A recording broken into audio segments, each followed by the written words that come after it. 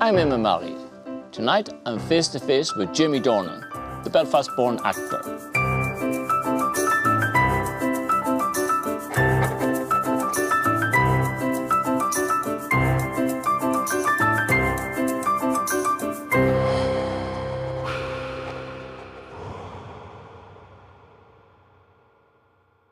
Jamie Dornan, thank you for being my guest. We're here in the Lyric Theatre in Belfast, the premier theatre in Northern Ireland. You haven't trodden the boards here for a long, long, long time. Mm-hmm. Tell us about that adventure way back in the distant past. I've only trodden the boards here once, and it was 19 years ago. And we were doing Chekhov, Cherry Orchard. I don't really know what role I played. I think I was a waiter or something. I just remember, or like a servant or something. I just walked around offering people drinks, I think. But I felt like I was on stage quite a lot. I mean, I think I probably played a few different roles. That was, it was a long time ago. Does Jamie Dornan have a philosophy in life? I guess I subscribe somewhat to the idea of that school of you only live once, a version of that probably, and that life is for living, and you have to enjoy yourself and take a lot of risks.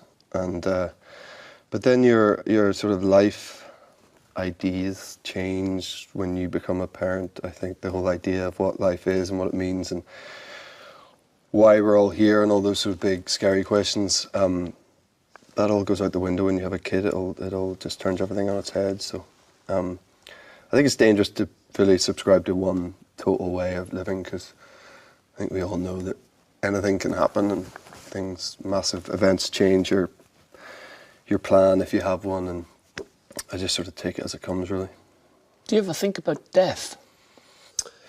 No, when I was younger, I used to be quite ignorant to death, and I was sort of openly sort of unafraid of it, and I would say that. I would say, I'm not afraid of dying, I sort of didn't want to live my life that way, and I still feel that to a point. I don't want to be someone who's fearful of the idea of it. But again, when you become a parent, you aren't going to take sort of physical risks that could, induce death. I'm not going to jump out of a plane. I probably would have wanted to do that before I became a father. I'm not going to do that now. And I think about it much less now, but when I was younger, based on events and things that happened, I guess it was more in my consciousness. And but I try not to think about it too often. Death visited your home almost 20 years ago, in fact 20 years ago this July, when your very young mum died. You were just 16. What sort of an impact has that death had on you? Truth be told, I think I'm still sort of finding that out. I think grief is a bizarre concept and feeling, and it's very powerful, and it creeps up on you, and even 20 years on it'll creep up on you, and that they say that thing of grief, it comes in waves, and I truly believe that, but I don't think it comes in waves just in the immediacy of the death. I think it 20 years on, I'll have days where it'll just smack me around the face. Again, I think having 2 kids has an impact on that. So I think the impact it had on me is forever evolving, and now watching my wife be a mother and both my sisters being mothers, and seeing the role a mother plays in young lives, and then realising that I didn't have that for a section of my my youth. It's a big thing. It felt like a big thing at the time, obviously, and it was a horrendous time in my life, and you're never over it. Do you keep the memories of your mummy alive in your little children as they are now beginning to grow up? Yep, very much so. We have pictures of my mum around our house, and we're forever telling both my kids, well, our youngest is not even 2 yet, so it's tricky for her, but our 4-year-old asks questions about her all the time, and I think it's only right that we do that. She is their grandmother, and we want them to know that. So yeah, it's something that's very important to me and both my sisters, I think. What traits did you inherit, do you think, from your mum? I try to ask myself that quite often. The answer still escapes me. I think my mum was a creative person. And my dad is, as you know, is a creative person himself, but found himself in I feel like my dad's been quite creative in an industry where it doesn't allow for a lot of creativity at times, and that's bothered him a lot in the world of medicine. But my mum wanted to go to art school and got accepted to art school, and went away for a summer, I think, and then came back and just go to art school, and her parents had cancelled the application and had enrolled her into nurse college, so they made that decision for her, and that grated on my mother her whole life, you know, and she continued to draw and paint throughout our childhood, and probably the only A's I ever got for my art were actually done by my mum. I probably shouldn't admit that, but yeah, so I thought maybe something about me being in a creative industry I took from my mother. Did you inherit your good looks from your mother at the expense of your father suing me? I mean, Dad will just not like that question at all. My mother was a beautiful, beautiful woman, and yeah, my dad. The amount of people that come up to me in Belfast and take great pleasure in telling me that I'm nowhere near as handsome as my father. I've had that a lot. Your father, Jim Dornan, is a well-known gynecologist obstetrician. He's zestful, brimful of energy, irrepressible, larger-than-life character. Yep. In fact, I think he had aspirations to being an actor himself. He did. Now, what has he imparted to you from your outlook on life, etc.? Positivity. He's the most unwaveringly positive person I've ever met in my entire life, and I ever will meet in my entire life. He's just has this outlook, and God, look, he's been through it too. I mean, he lost his wife at 50, they're both 50. And he's had cancer? He's had cancer, he's in remission from that. Basically, every version of Dad ends with positivity, that's all I can say. I mean, he will turn every negative into positive instantly.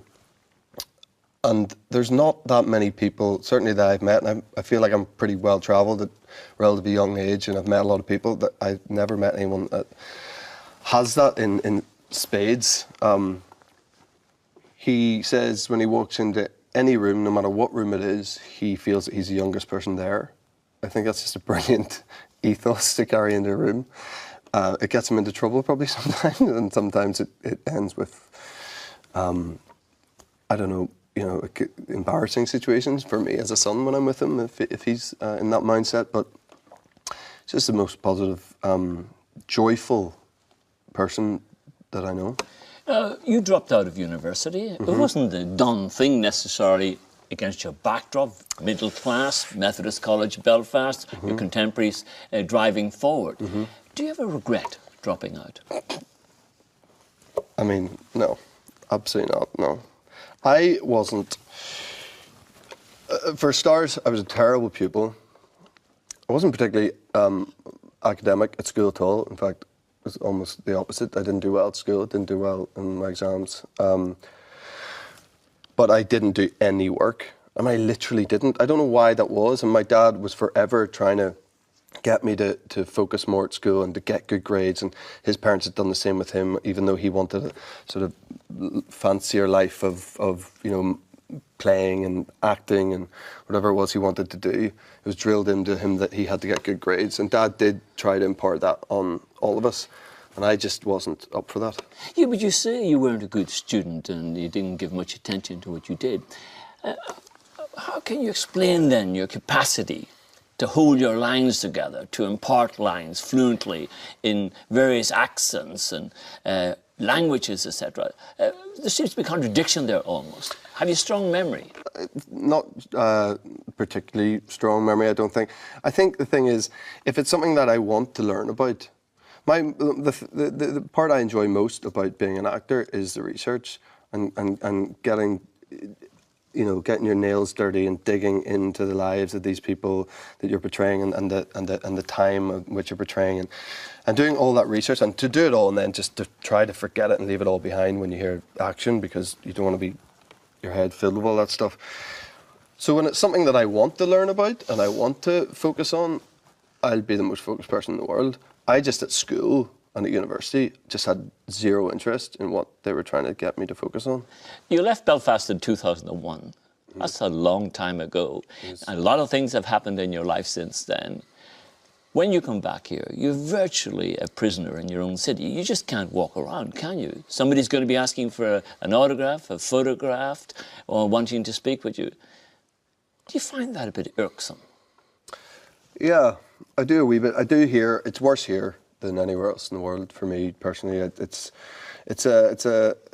I guess here, if you're in the public eye and you're from here, you've gone away and done whatever, and you're recognisable, people feel that they have a sort of an ownership of you almost here, and where if you get recognised, say in your pub or something, and you're in London or you're in New York or Berlin, anywhere, and someone recognises you, they come up and they're like, oh, I'm so sorry, excuse me, would you mind? I'm a big fan, can I, you know. But in Belfast, you're in a headlock before you know it. Someone's just grabbed you, they're taking a picture without asking you, and once they finally release you from a headlock, then it's like they invariably know someone. It's like 2 degrees of separation here as opposed to 6.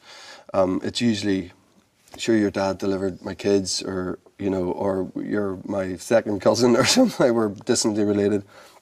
So that is tricky for me here, I find, and you know, I don't get to spend a great deal of time at Belfast anymore. That upsets me a little bit, because I do love it here, but it's more manageable. That side of things more manageable when I'm not here.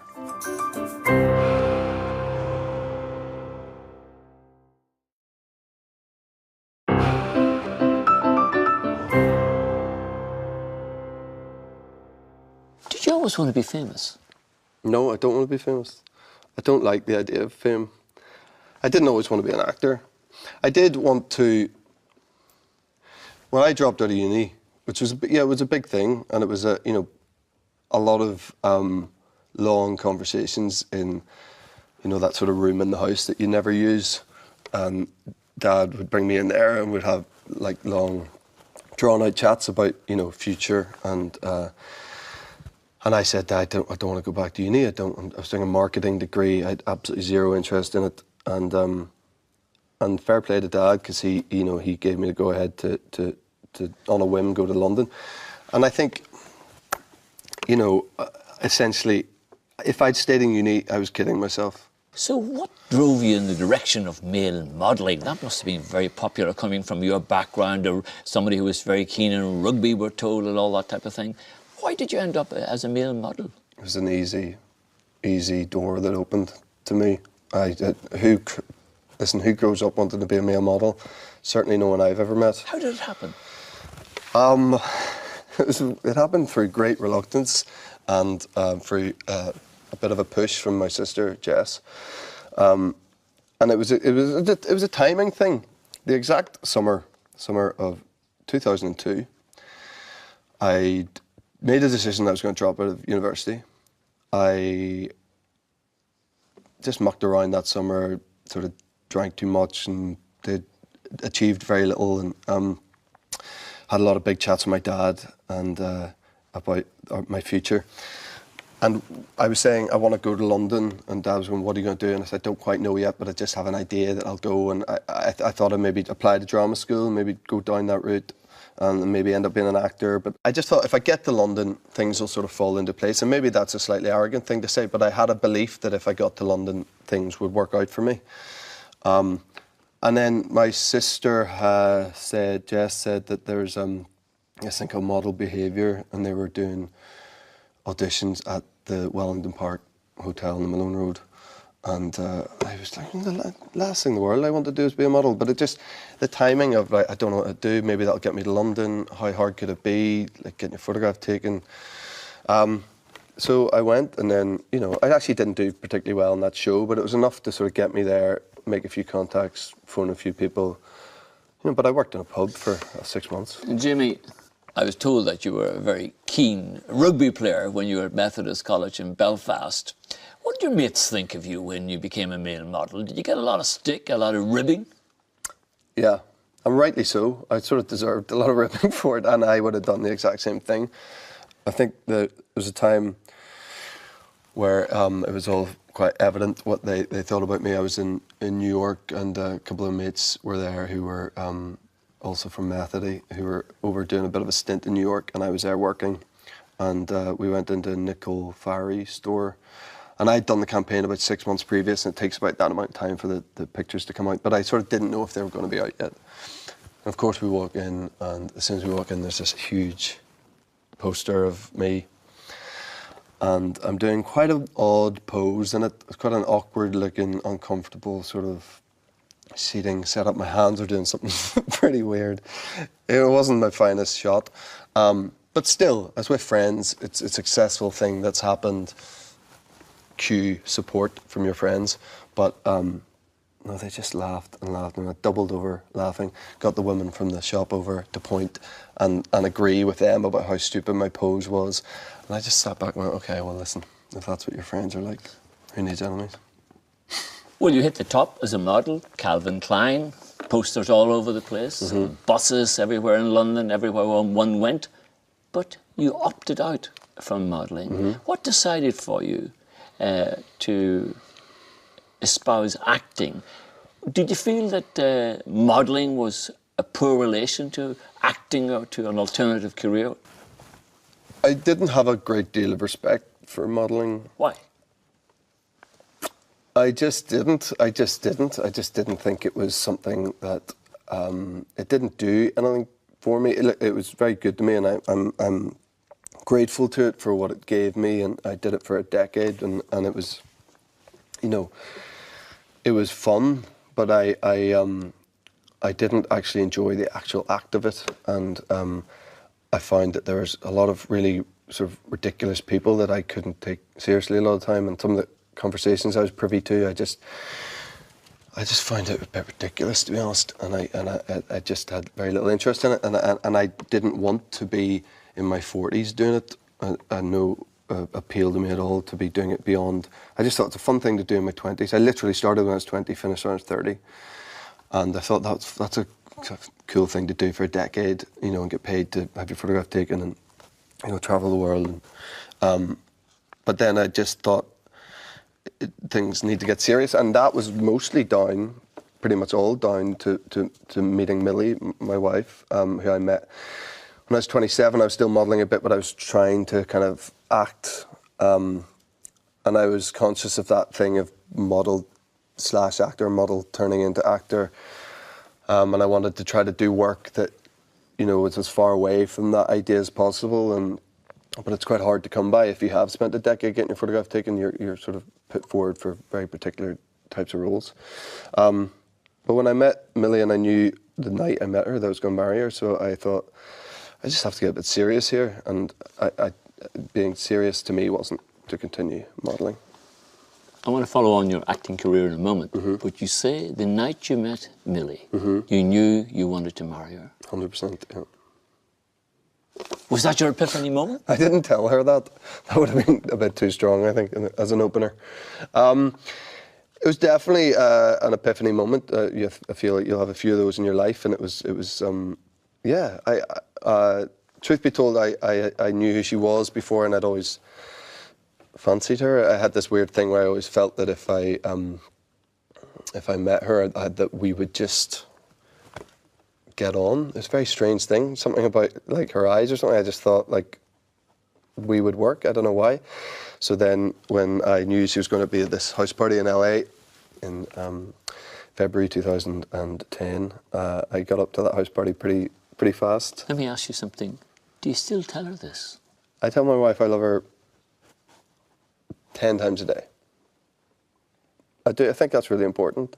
I don't do it because I think that's what she should do as a husband. I do that because that's what I think. Well, now that she knows you so well, Yeah. does she tell you 10 times a day that she loves you? 7 or 8, probably. I think I get a few sort of no responses. Success didn't come overnight for you in terms of being an actor. You had your tough times, and then you had a minor role in Marie Antoinette, I think, etc.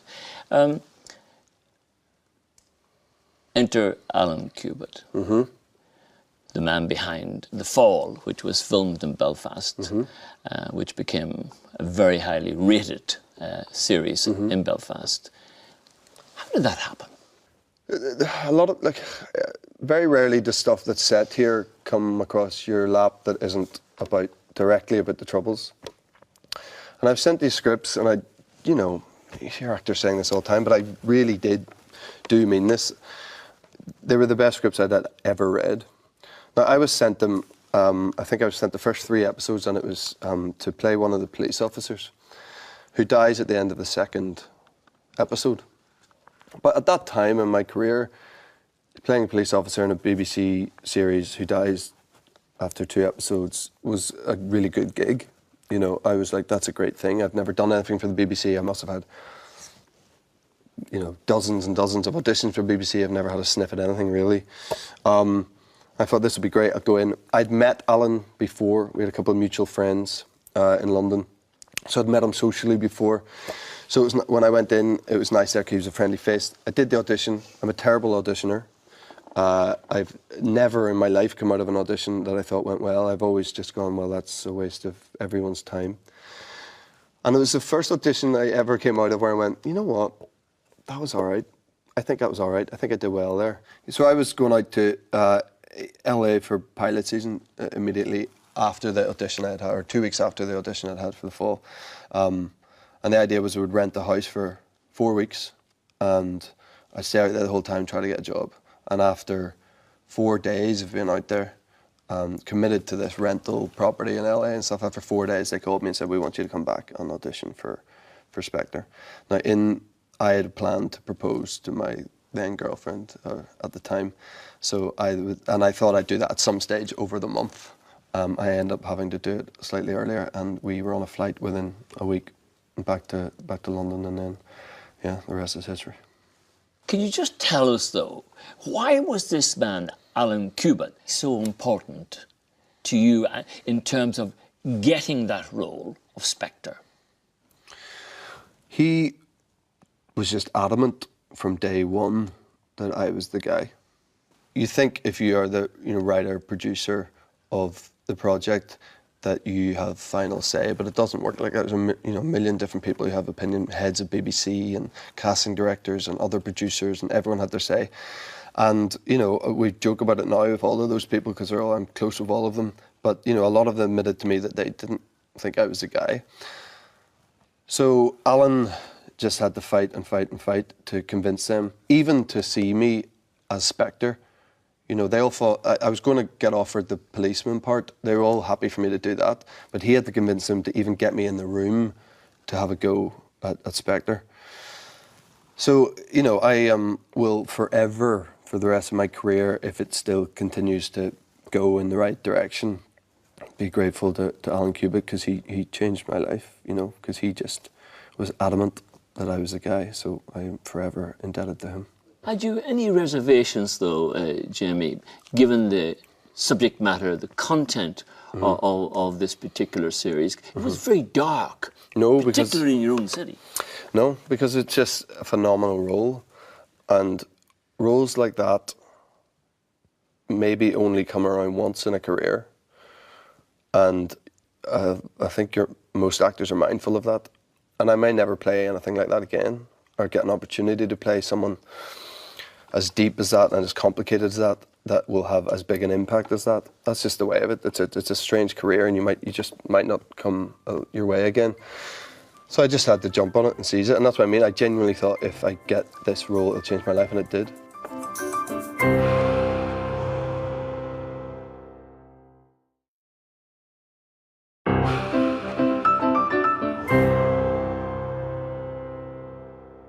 50 Shades of Grey. Yeah. Now, it's a big jump from Mr. Spectre to becoming Mr. Grey. How did that transition happen? Was that accident again, or what exactly occurred? That wouldn't have happened without the fall. I mean, nothing that happens in the rest of my career that is positive doesn't happen without the fall. I think the only reason I was in a conversation for that part was because of the fall. They wanted someone relatively unknown, which I was. Yeah, and it was just one of those things. And I was very much in the conversation before it, and then they cast someone else quite famously, and then he pulled out of it or whatever happened there, and then it was sort of open again, and then it was mine. And it all happened very quickly, and I only got cast 4 weeks before we started filming. Well, when you signed on that dotted line to play the lead role, Mr. Grey, did you know just the fallout, the potential fallout, the tsunami of change that was going to take place in your life? Yeah. Well, it's hard to answer because, over 100 million people have read the books. The movies were going to make an impact. You knew they were going to make a big impact, and you knew they were going to be, received in very controversial terms, and you're going to have fans of the book who only want good things for the film and want them to be good and want to embrace it. And then you're going to have a lot of people who are very critical of not only the content of the films, but also just the way they're made and the sort of, there's people have a real snobbery about those books and the way they're written and the style of writing and everything. So I was, acutely aware of that. I hadn't read the books before, I got the part, but you couldn't not know about them. You couldn't not know they're this huge phenomenon. So, I had an idea that it was going to make a splash, but I guess the biggest thing in my head at that moment was that Millie was 36 weeks pregnant when I got that part. So actually all I was really thinking about was the health and welfare of my wife and the baby inside her, and getting to Canada safely where we were filming the movies and having a healthy baby and everyone being good. That, to be honest, I mean, you know yourself, with 3 kids, that's where your head's at. Well, of course, the fallout from it has been immense. Once I announced on radio here that you were going to be my guest for this series, I was getting messages from all over the world in French and Spanish. I think Greek popped up as well. Such was the impact, the impatience that obtained out there. When is the interview taking place? Where is it taking place? Are you holding him back? What's going on? Yeah. What is it like for you coping with that out there? I'm not aware of it because... How would you not be aware of it? Because I'm not on social media. So I honestly just don't, and that's a decision. I used to be. As you know, you were the first person I ever followed when I was on Twitter. But I made a choice to not be involved in it anymore, and my whole thing was, there's a lot about all that you're talking about, and all that attention and scrutiny and opinion that I don't think is that healthy to be aware of, especially when it concerns your family at times and your daughters, and sometimes by being on there you're open to that and you can see that. So I think my thing was just build a wall, take down all of that, and don't let people in, because if that's how people behave, I don't really want to be supporting it. So are you anti-social media? I'm not anti it. I understand why it works for certain people, and I think it's necessary in many forms, and for news outlet I think it's great, and some of the content's brilliant, and it's probably done very good things for a lot of people. It's a personal thing for everyone. For me, I got to a point where I was like, I've a million reasons why now this isn't right for me. What do you make of Donald Trump's habitual tweeting, allegedly spending several hours each morning instead of reading documents and papers? What about that? What do you think of that? I think he'd probably be using his time slightly better, is what I think. I've got lots of opinions on Donald Trump that we probably shouldn't get into. Let's hear them. Let's hear them. It's not the right platform. Are you likely to play golf with him? Possibly not. If he invited you to play golf, would you play with him? This is the thing, it's very hard. I mean, you know, Rory had this issue, and I was speaking to Rory McIlroy. Rory McIlroy. You're put in quite a tricky situation there when, you know, the leader of the free world comes and asks you if you want to play a game of golf, and if you just say that it's just a game of golf and you don't attach anything else to it, and political views and all of that, then it is just a game of golf, and where's the harm in that? And but then everything gets so blown up now, and social media is part of that, definitely. So, would you have the strength of character to say no? I don't think he's going to ask me, so I think I'm all right. Presumably he did ask you. I honestly don't know. I think it'd be really interesting to play around the golf with him. You know, I don't think there's one policy that he has that I'm in any form of agreement with, but it would certainly be interesting. That doesn't mean it wouldn't be an interesting person to play around the golf with.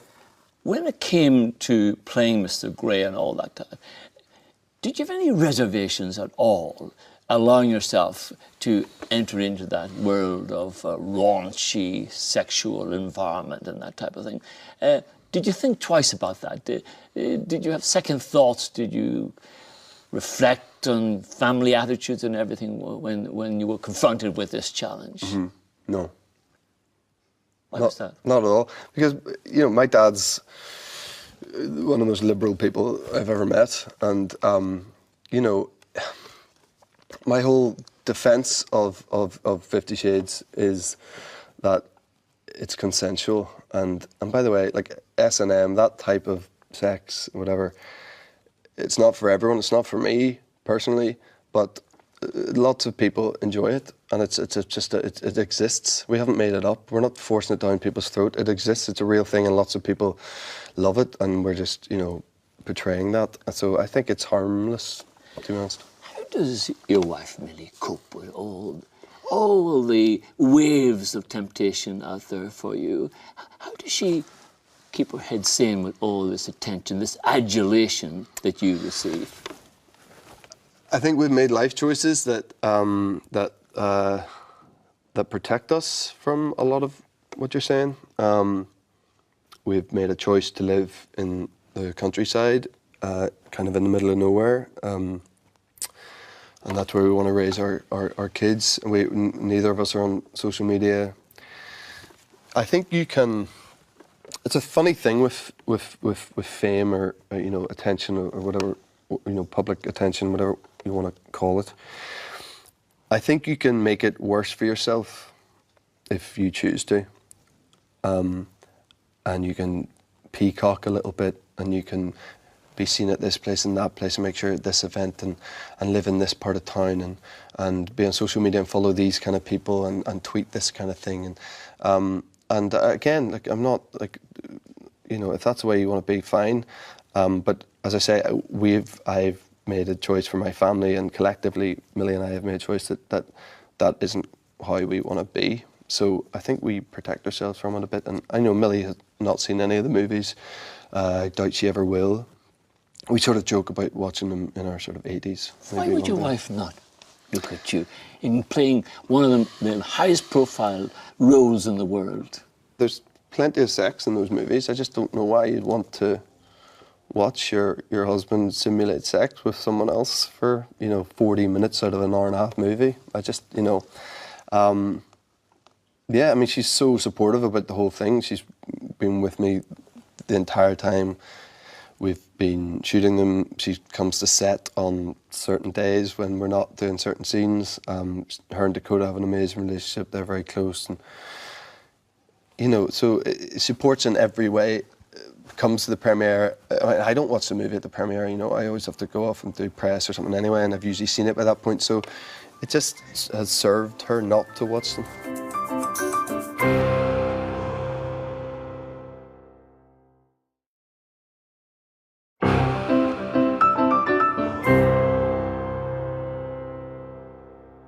Does it concern you, the fact that Oscars and BAFTAs have eluded you up until this point? I got nominated for a BAFTA. But you haven't won a BAFTA. You haven't won an Oscar. Does that still worry, quite does that young. concern I'm you? still quite young. You're still travelling in hope, is that what you're saying? No, it's funny, those sort of things. I was always like, I don't really care about any of that stuff. I really didn't think I cared until I was nominated for a BAFTA for the first series of the fall, and I was there, and it wasn't until the night I got there, and we were at the BAFTAs, and I went, you know what, I want to win this. I'm a competitive person. I've always competitive, with sport and stuff, and I was just like, why wouldn't I want? I feel like I should want to win this, and I did want to win it, and then I was, I got over it very quickly. I don't dwell much and stuff, but but I was annoyed for a second that I didn't win. But every single job you do, you've got to improve on your last, and you've got to think, you've got to do it better, and every job's got to be the best job you ever do. I feel so. Hopefully, those sort of, as much as I like to think I don't care about that, hopefully those things will come back around at some stage. Do you think you're a good actor? I think I'm serviceable. I think the fact that I'm employed a lot at the moment must mean that I've got something to offer. I've never watched myself and thought, God, that's good, But I'm aware that, through other people's reactions and through things like being nominated for a BAFTA, that other people deem you to be good. So I take, solace from that. But you can never... You never want to believe that you've got it set, that you're like, I know what I'm doing here, I just turn up and I do this and that'll work. You've always got to be learning, I think.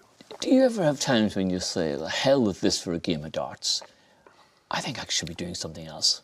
Do you ever actually think of getting out, walking away from it all? Not now, no. I have a real thirst for it at the moment. I feel like the thing I'm working on at the moment and a movie I did, 2 movies I did last year that that whole thing of like wanting the next one to be the best one and putting more and more into it. I feel like I'm really trying to sort of fill those levels at the moment, and I want to pour everything into it. So I love it. Tell me the story, Jamie, about meeting the chef from Skull in Jordan. Mm-hmm. So I was doing A Private War. It's a movie about war correspondent Marie Colvin. And we were filming the whole thing out in Jordan up until Christmas there, and got into the hotel in Jordan at 1 o'clock in the morning. And at 8 o'clock in the morning, I get a call. The hotel phone is ringing. Like, no one knows I'm here yet, really. I'm thinking it might be production, whatever. I answer, and it's he goes, "Hello, is that Jamie?" I said, "Hi." So this is Tom. I'm the executive chef here. I said, "Oh, nice to meet you, Tom." He goes, "I hear you're Irish." "Yeah, I'm indeed. Yeah." I just want you to know that anything you need over the next month, you just let me know, and I'll sort it out. And that was it. And that was just from being Irish. I just had this in with the chef, which actually worked out really well. He's from Skull in West Cork. You declared yourself with such ease there. I'm Irish. Mm-hmm. Is that how you feel? Yeah, it is. It is. I mean, when people ask me where I'm from, I say Northern Ireland, because that's the truth. But when it boils down to it, and it does boil down to it a lot, because you're asked this a lot, and because when people know where you're from, if you're from Belfast, I travel all around the world, and just people want to know that very thing. Do you consider yourself Irish or British? Or they ask you Catholic or Protestant, which personally to me neither apply.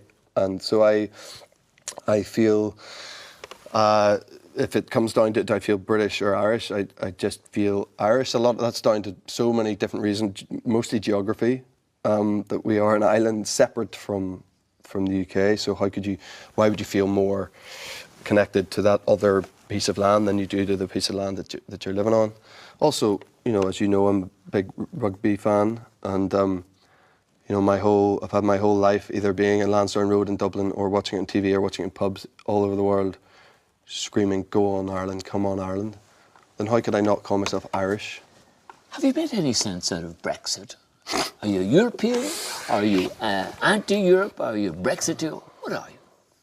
I'm anti-Brexit. I am kept awake at night for what it means for this country. I can't really see a sort of sound solution. Some of the people who have a say in it over here break my heart a little bit. You mean in Northern Ireland? Mm-hmm. I think this is the last thing that this country needs. at the moment, and I just don't see how there's a positive outcome for Northern Ireland no matter. There's lots of different, very interesting options on the table, and I think they should all be seriously considered. But who knows where we'll end up. Jimmy, what are your biggest fears in life? Actually, someone asked me that recently, and I didn't have an answer. I don't. The only thing that I can think of is that I fail my family, that I don't provide for my wife and my kids. Do you ever worry, though, that in a very fickle world, against the backdrop of all the temptations out there, given the nature of the industry in which you operate, that you might fail your wife, you might fail your family? Does that concern you? No, because I'm quite a determined person, more determined than I realised I was, certainly when I was sort of 19 and I was fittering around trying to work out what I wanted to do, and was quite non-committal back then. But now I feel very determined to succeed. And again, maybe that thing touched on earlier about a self-belief that, you know, if I move to London, I think things will work out, and you know, ultimately they have to this point. I back myself that I will be able to keep the ship steady. If you weren't an actor, what do you think you'd like to do? Sport, some kind of sport. No, I wasn't good enough really to play any sport. I was decent at sport and at many different ones, but not, didn't excel at anything, and that sort of bothered me. But if you'd asked me at 16, 17, 18, what I'd be doing, I'd be amazed to hear that I wouldn't be involved in sport in some capacity. And a lot of people watched Jerry Maguire and just thought they wanted to be like a sports agent. Yeah, I'm obsessed with sport. What's the role above all roles that you were to play? Don't think like that. What about James Bond? Don't think about it. Why not? Because it's such. Setting goals in this trade as an actor is a really bad idea, I think, because it's so unpredictable and you don't have a clue what's going to happen, and you're always jealous as an actor. I feel. I'm delighted at everything I've done, especially in the last year or so. I've just put so much heart and soul and love into it, and I think this is going to be something that I can look back on and be really proud. And you put everything into it. But then there'll be, one of your mates will do something, or you read a script that you really like and one of your mates will do it and you're happy for them. But then there's a pang of jealousy as well, but then you might do something that they want to do, and there's always another career. As happy as you are and as employed as you are and as satisfied as you are as an actor, there's always going to be like, I like his career, I like some of the choices he makes are better, why can't I have that? And that doesn't stop. I mean, DiCaprio probably thinks like that. He's probably like, oh, I want, Day-Lewis's career, I want as much respect as him. Do you recall the morning when I picked you up in St Millis for your work experience with me at Parliament Buildings? Very well. Tell me about that moment. I did 4 or 5 days with you. You gave us the last day off, I remember very clearly, because you called me and I was getting up and getting in the shower to come and meet you, and you said it was a quiet day at Stormont. And what do you think I learned about you at that stage? Yeah, you were probably... good, so what was the first question I asked you when you got into the car? Oh, you're testing me. First question you asked me was... What paper did I read? No. What was it? I asked you, what was the lead story on the radio news that morning? Mm-hmm. What was my second question? What paper do you read? What was your answer? The Mirror. What did I ask you? You asked why? And what did you say? I said the sport. Does Jamie Dornan know who he is today? Or has he changed? Or have the people around Jamie Dornan changed? I think I have a decent idea of who I am. I don't think that I knew you were going to do that. Let me answer the rest of it first. I feel like the people around me are the same, and that doesn't change, and that's a brilliant thing, and that's one of the best gifts that being from here and going to Methody it had for me. It gave me the friends that I'm going to have the rest of my life. So, your family never changes. The fundamentals in your life don't change. And I feel that I am just a more developed version of that sort of mirror reading, naive kid when I was 17 to work experience with you. I feel that I'm in relative control of myself. I don't do anything too crazy to excess, or I feel like I hope I'm a good husband and a good father, and beyond that, I don't really care. Jamie Dornan, thank you for being my guest. Thanks, Eamonn. Thank you. Pleasure.